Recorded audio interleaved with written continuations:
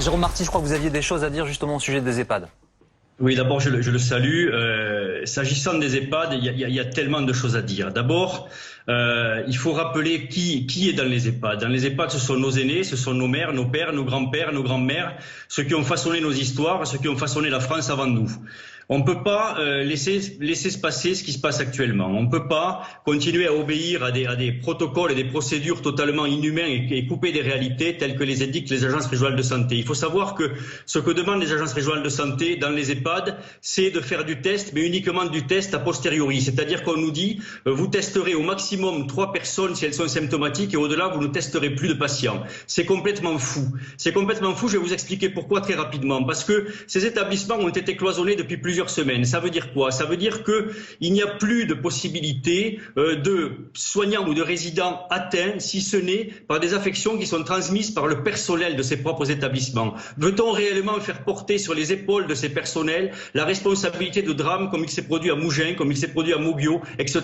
Non, bien sûr, il ne le faut pas. Donc ce qu'il faut faire, si l'on veut véritablement protéger nos aînés, il faut impérativement que l'on teste tous les soignants d'abord, afin de détecter s'il y a des porteurs asymptomatiques, et on sait que cette pathologie est sournoise et qu'elle revêt de nombreuses formes asymptomatiques. Il faut qu'on puisse les tester et les écarter, les sortir du soin pendant un petit moment. Ensuite, il faut également tester tous les patients, parce que même chez les gens âgés, il y a des porteurs asymptomatiques et il faut à ce moment-là les cloisonner dans des secteurs spécifiques. Et puis dans ces secteurs spécifiques, là aussi, les ARS, excusez-moi du terme, mais déconnent. Là aussi, elles nous disent que les soignants qui travailleront dans ces secteurs responsables des Covid-19 positifs devront se revêtir d'un masque chirurgical. Et ça, c'est terrible. Pourquoi? Parce que de nombreuses études internationales nous montrent aujourd'hui que non seulement il y a une transmission par des gouttelettes, mais il y a malheureusement ce que l'on craignait, une part d'aérosolisation de ce virus. Ça veut dire qu'il y a des particules, des inoculats virales qui restent en l'air et qui y restent pendant plusieurs heures. Et que donc, dans certaines chambres où des patients sont atteints,